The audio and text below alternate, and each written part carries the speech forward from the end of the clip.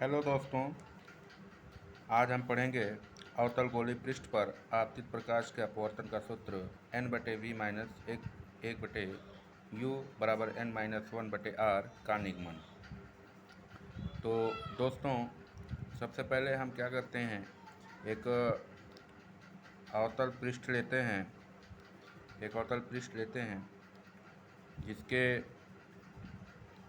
दोनों ओर कुछ माध्यम है। तो एक तरफ माध्यम हम ले लेते हैं सघन माध्यम N2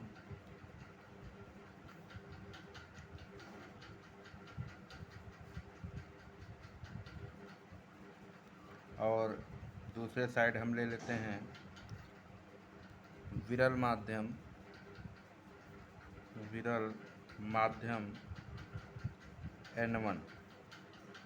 ठीक है दोस्तों, एक हमने अवतल पृष्ठ ले लिया जिसके दोनों साइड कुछ माध्यम है। इस पर हमने एक मुख्य अक्ष खींच लिया। ये अवतल पृष्ठ का मुख्य अक्ष है। हमें इस फार्मूले का निगमन करना है। तो मान लेते हैं इस मुख्य अक्ष पर एक बिंदु वस्तु है O। ठीक है बच्चों, एक बिंदु वस्तु है O जिससे चलने वाली प्रकाश किरण पृष्ठ के बिंदु A से टकराती है, बिंदु A पर टकराती है। पृष्ठ पर कोई बिंदु A है जहाँ पर O से चलने वाली प्रकाश किरण बिंदु O पर टकराती है। तो बच्चों, आपको पता है कि जब प्रकाश किरण विरल माध्यम से सघन माध्यम में प्रवेश करती है तो वो अभिलंब की ओर झुक जाती है। सपोज करिए यहाँ पर प्रकाश किरण C है, अवतल पृष्ठ का वक्रता केंद्र C है। तो C से इस बिंदु पर अभिलंब डाला गया, ये अभिलंब डाला गया, इसको हम नाम दे देते हैं N। इस पॉइंट पर अभिलंब डाला गया N। तो अपवर्तन का जो नियम ये है कि जब प्रकाश किरण विरल माध्यम से सघन माध्यम में प्रवेश करती है तो वो अभिलंब की ओर झुक जाती है। तो अब इसका मार्ग ये है, जाना चाहिए था इस तरह से, लेकिन ये क्या होगा, हल्का सा अभिलंब की ओर झुक जाएगा। ठीक है बच्चों, थोड़ा सा ये अभिलंब की ओर झुक जाएगा। समझ में आ रही है इतनी बात? क्योंकि ये विरल माध्यम है, ये सघन माध्यम है। तो जब प्रकाश किरण विरल से सघन में प्रवेश करता है तो प्रकाश किरण अभिलंब की ओर झुक जाता है। अब जो है एक दूसरी प्रकाश किरण है जो मुख्य अक्ष से होता हुआ पृष्ठ के ध्रुव P से होता हुआ बिल्कुल सीधा निकल जाता है। आप ये कह सकते हैं कि ये यहाँ से जो प्रकाश किरण निकली वो दर्पण के पृष्ठ पर अभिलंबवत होती हुई आगे की तरफ निकल जाती है। ठीक है, मान लीजिए ये जो किरण है वो PQ को Q कह सकते हैं। तो ये सीधी इसी लाइन पर निकल जाती है। अब हम इस किरण को, जो ये किरण जा रही है, इसको हम पीछे बढ़ाते हैं और यहाँ से जो अपवर्तन हुआ था, यहाँ से हम इस किरण को थोड़ा सा पीछे लेके आते हैं यहाँ पर, और इस किरण को पीछे लेके आते हैं। तो ये दोनों कहीं यहाँ पर एक दूसरे को काटती हैं। तो यही जो है बिंदु वस्तु O का प्रतिबिंब बनेगा। ठीक है, समझ में आया बच्चों? यही बिंदु I पर वस्तु O का प्रतिबिंब बनेगा। प्रतिबिंब कैसा होगा? आभासी होगा, क्योंकि ये किरणें वास्तव में नहीं मिल रही हैं, इनको हमने पीछे लाकर मिलाया है। तो ये किरण कैसी होगी, ये प्रतिबिंब कैसा होगा? आभासी प्रतिबिंब होगा, आभासी प्रतिबिंब। समझ में आ रहा है बच्चों? ये है वस्तु बिंदु वस्तु कह सकते हो या वस्तु कह सकते हो, ये इसका वक्रता केंद्र है। ठीक है, अब क्या करते हैं, यहाँ से हम एक अभिलंब डाल देते हैं मुख्य अक्ष पर, बिंदुओं से एक अभिलंब डाल देते हैं जिसकी ऊंचाई हम मान लेते हैं h। ठीक है, ये एंगल हम मान लेते हैं अल्फ़ा, ये एंगल मान लेते हैं बीटा, और ये एंगल मान लेते हैं गामा, अल्फ़ा बीटा गामा। ठीक है बच्चों, ये हम प्रकाश की ओर दिखा देते हैं एरो, इस तरफ से ऐसे प्रकाश किरणें जा रही हैं। ठीक है, तो देखिए, तो जो भी कोण बनता है अपवर्तन के नियम में, वो अभिलंब के साथ आपतित किरण और अपवर्तित किरण के कोण बनते हैं। ठीक है, तो ये कोण कितना होगा, अभिलंब के साथ ये कोण कितना होगा, ये कोण होगा आपका कोण आई। ठीक है, और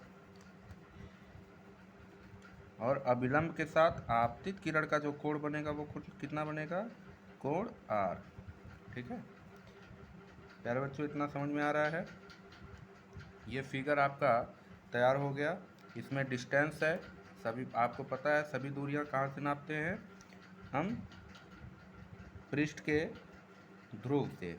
तो पृष्ठ के ध्रुव से वस्तु की दूरी कितना हो जाएगा बता सकते हैं, वस्तु की दूरी हो जाएगा आपका, ये सब बाएं साइड है, तो बाएं साइड जो भी दूरियां होती हैं चिन्ह पर पाटी के अनुसार सब निगेटिव होती हैं। तो यहाँ पर बाएं साइड जो भी चीज़ें हैं सब निगेटिव, यहाँ पे सारी चीज़ें बाई तरफ है, तो सारी दूरियां क्या हो जाएंगी, निगेटिव हो जाएंगी।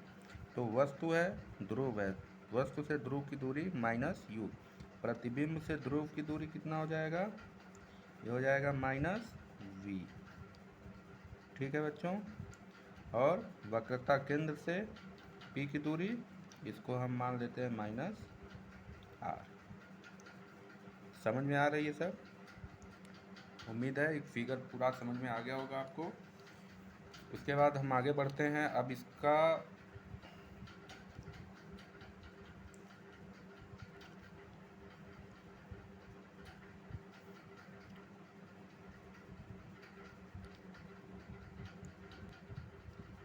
तो अब बच्चों इसकी व्याख्या करना है। फिगर आपका बन गया है, फिगर को देखकर आप इसकी व्याख्या कर सकते हैं।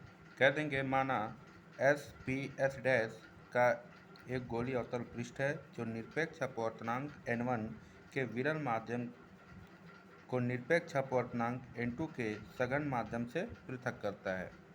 समझ में आ रहा है बच्चों, एक पृष्ठ है एस पी एस डैश जो विरल माध्यम n1 वाले अपवर्तनांक को सघन माध्यम जिसका अपवर्तनांक n2 है को ये पृष्ठ क्या कर रहा है, दोनों को अलग कर रहा है। ठीक है, जिसका वक्रता केंद्र C है, ध्रुव P है, इसकी मुख्य अक्ष PC पर एक बिंदु वस्तु रखी है, वस्तुओं से चलने वाली प्रकाश किरण अवतल पृष्ठ के बिंदु A पर टकराती है, टकराने के बाद जब इसका अपवर्तन होता है तो वो अभिलंब की ओर झुक जाती है। ठीक है बच्चों, और एक दूसरी किरण जो OP से होती हुई बिल्कुल सीधी निकल जाती है। हम दोनों किरणों को पीछे मिलाते हैं जब, तो वो दोनों किरणें बिंदु I पर आकर मिलती हैं, जो वस्तुओं का आभासी प्रतिबिंब होगा। ठीक है, अब हम आगे बढ़ते हैं, इसका व्यंजक प्राप्त करते हैं। ठीक है, व्यंजक, इसका व्यंजक प्राप्त करेंगे। ठीक है, तो देख लीजिए यहाँ पर हमारे पास त्रिभुज हैं, एक त्रिभुज है आपके पास OCA और दूसरा है ICA। हमको इन्हीं दो का काम है, यही हमको याद रखना है। तो कहेंगे कि त्रिभुज OCA में, ठीक है, OCA में आप एक चीज़ जानते हैं, जो अंतःकोण होते हैं उन अंतःकोणों का योग वाय कोण के योग वाय कोण के बराबर होता है। तो वाय कोण यहाँ पर गामा है, अंतःकोण यहाँ पे अल्फ़ा है, ओ सी ए में अंतःकोण अल्फ़ा है और यहाँ पे अंतःकोण आई है और ये वाय कोण गामा है। ठीक है, तो ये हो जाएगा आपका, बता सकते हैं आप, वाय कोण बराबर I plus alpha. Equation number sorry यहाँ से आप आई का मान निकाल लीजिए, तो आई इज इक्वल टू हो जाएगा, ये हो जाएगा आपका गामा माइनस अल्फ़ा, समीकरण नंबर 1। तो प्यारे बच्चों, ये समझ में आ रहा है। आपने क्या किया, एक त्रिभुज लिया ओ सी ए, इसमें से जो वाय कोण गामा है वो वाय कोण गामा इन दो अंतःकोणों अल्फ़ा और आई के योग के बराबर होगा।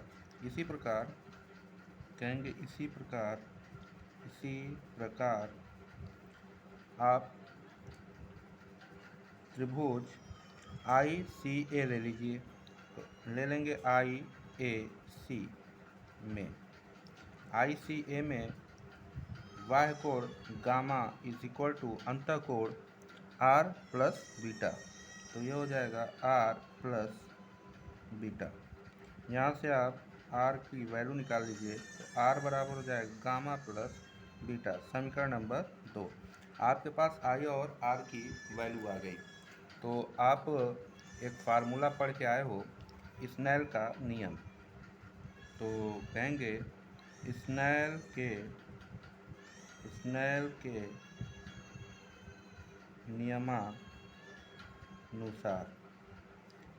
के नियमानुसार क्या होता है फार्मूला, याद है बच्चों आपको? फार्मूला होता है साइन आई बटे साइन आर बराबर 1n2 बराबर, इसको हम लिख सकते हैं n2 बटे n1। ठीक है, n2 बटे n1, या इसी को हम लिखेंगे साइन आई बटे साइन आर बराबर n2 बटे n1।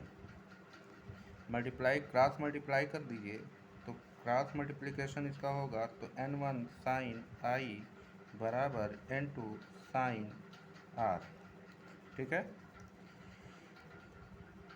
n1 sine I is equal to n2 sine R. तो प्यारे बच्चों, यहाँ तक समझ में आ रहा है आपको?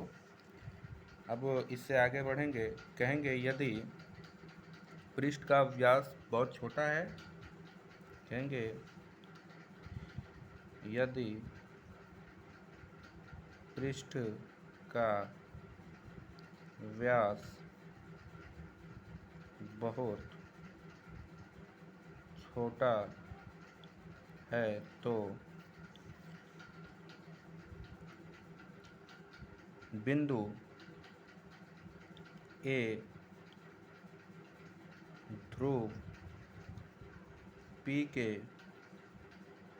बहुत समीप होगा। अतः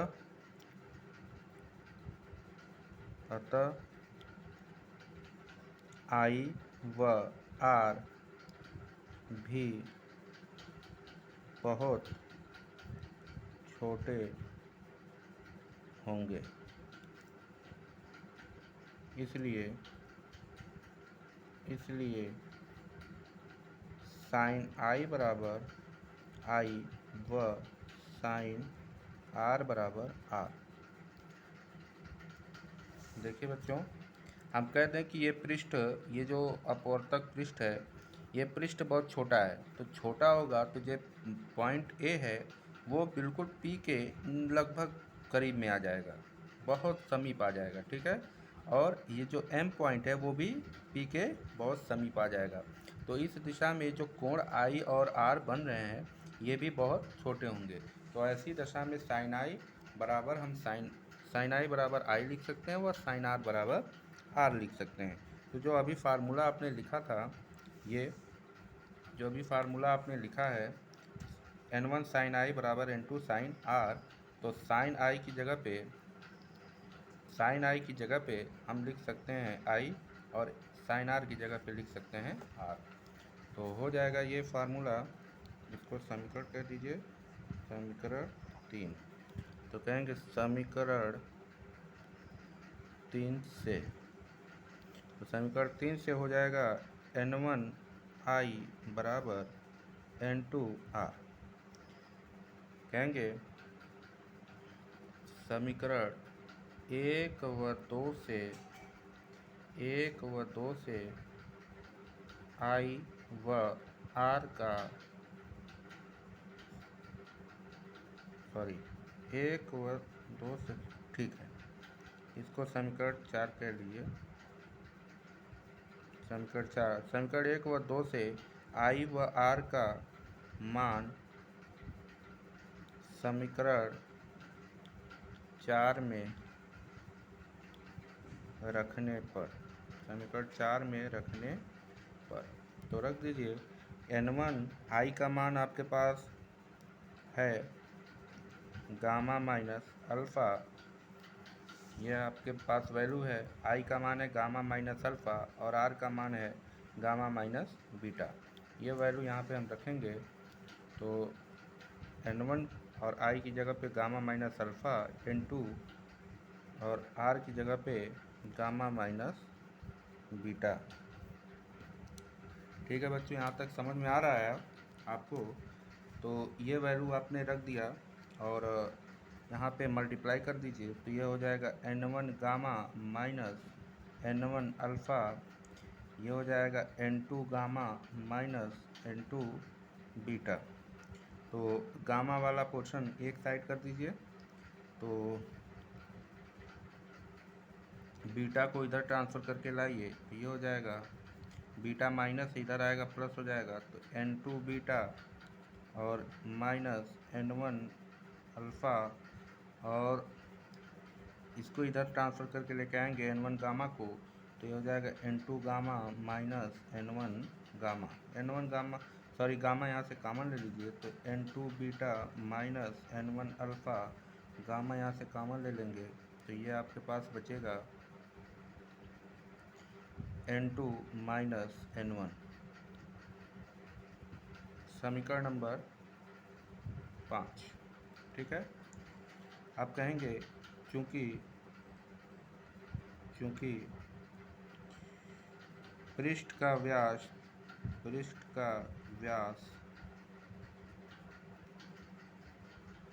बहुत छोटा है, इसलिए कोण अल्फ़ा बीटा गामा भी बहुत छोटे होंगे, एवं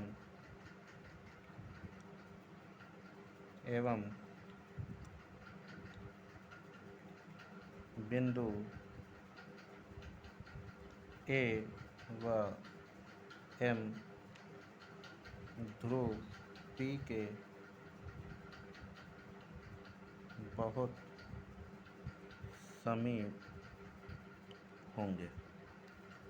तब अब देखिए, ये जो पृष्ठ बहुत छोटा अगर होगा, तो इस दशा में जो M होगा वो लगभग P के पास होगा और A भी P के बहुत पास होगा। ठीक है बच्चों, उस दशा में आपके पास अल्फ़ा बराबर tan अल्फ़ा और tan थीटा बराबर क्या होता है? आधार लंब बटे आधार। तो देख लीजिए इसमें लंब क्या है? लंब है आपका AM और आधार है आपका OM। तो AM जो होगा वो आप AM कह सकते हैं क्योंकि ऊंचाई इसकी h है, और OM जो होगा M पॉइंट जो है वो लगभग P के बराबर होगा, तो ये OP हो जाएगा। तो इसको लिख सकते हैं AM बटे OM या AM बटे OP। ठीक है, तो AM की ऊंचाई कितना है? h, और OP कितना है? देख लीजिए OP कितना है? O से P यानी वस्तु की दूरी, ध्रुव P से वस्तु की दूरी माइनस U, तो ये हो जाएगा आपका माइनस यू। ठीक है, समीकरण नंबर 6। इसी प्रकार बीटा की वैल्यू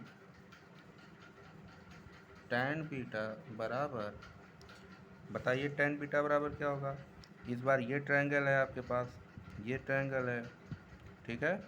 तो लंब इसका h और आधार इसका I से P, I m लिखेंगे और m को P के पास मानेंगे, तो m जो है लगभग P के पास होगा, तो m बराबर P, तो I P हो जाएगा। यानी ये प्रतिबिंब की दूरी, ध्रुव से प्रतिबिंब की दूरी माइनस v। ठीक है, ये हो जाएगा AM बटे IM बराबर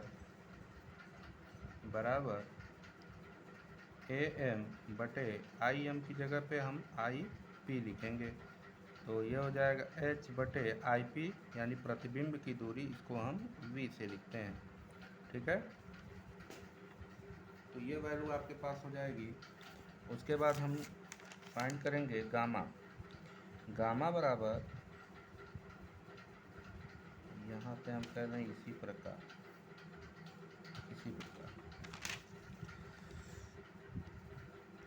तो tan बीटा बराबर, ये क्या हो जाएगा, सेम तरीके से ये CMA, तो ये हो जाएगा आपका, यहाँ पर ये भी लंब H और M पॉइंट जो है वो P पे होगा, तो CP हो जाएगा आपका -R। तो ये हो जाएगा AM बटे CM, या AM बटे CM की जगह पे आप CP लिख सकते हैं। ये हो जाएगा H बटे -R। ये हो जाएगा तीसरा पॉइंट, समीकरण नंबर 8। तो कहेंगे समीकरण 5 में अल्फा बीटा गामा का मान रखने पर, समीकरण 5 में अल्फा बीटा गामा का मान रखने पर, तो अल्फा बीटा गामा आपके पास ये है, समीकरण 5 ये है। यहाँ पे बीटा का, अल्फा का, गामा का मान पुट कर दीजिए जो आपने फाइंड किया है। तो ये हो जाएगा n2, बीटा का मान आपके पास है h बटे -v,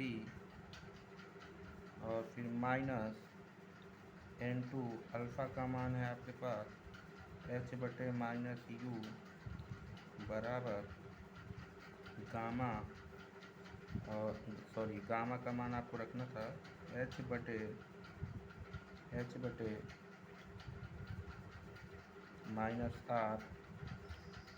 h बटे -r, और n2 -n1। ठीक है, यहाँ से h कॉमन ले लीजिए, तो ये हो जाएगा h कॉमन हो गया, और बचेगा आपका -n2 बटे v, और ये हो जाएगा माइनस माइनस प्लस, तो प्लस,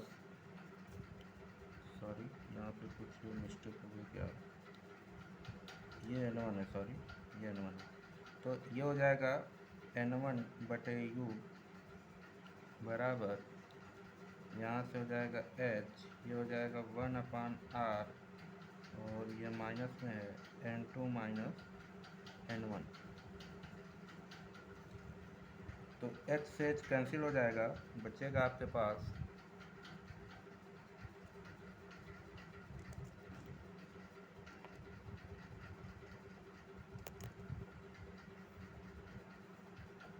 ये बचेगा आपके पास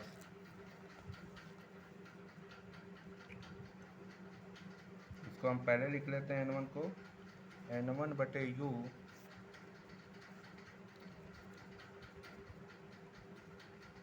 या रहने दीजिए, -n2 बटे v प्लस n1 बटे u बराबर, यहाँ से हो जाएगा -1 बटे r n2 -n1। ठीक है बेटा,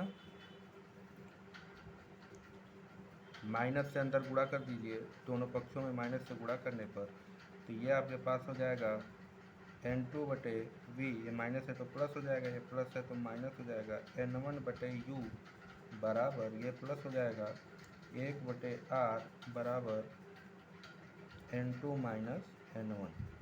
तो यही आपको प्रूफ करना था, जिसे आपने प्रूफ कर लिया। ठीक है, तो ये सूत्र प्रूफ करना था N2/V माइनस N1/U बराबर N2 माइनस N1/R। ठीक है, वीडियो एक बार आप पूरा नोट्स देख लें, इसका स्क्रीनशॉट ले लें, ये आपके लिए बहुत ही इम्पोर्टेंट है एग्ज़ाम पर्पज़ से। तो इसको आप अच्छे से समझ लीजिए, और कोई दिक्कत अगर है तो आप इसको एक बार हमसे पूछ भी सकते हैं। ठीक है प्यारे बच्चों, वीडियो अगर आपको अच्छी लगी हो तो इसको लाइक कर दें, और कमेंट्स भी करके बताएं कि वीडियो कैसी है और कौन सी पॉइंट में कंफ्यूजन है आपको, उसको ज़रूर बताएं। बहुत बहुत शुक्रिया।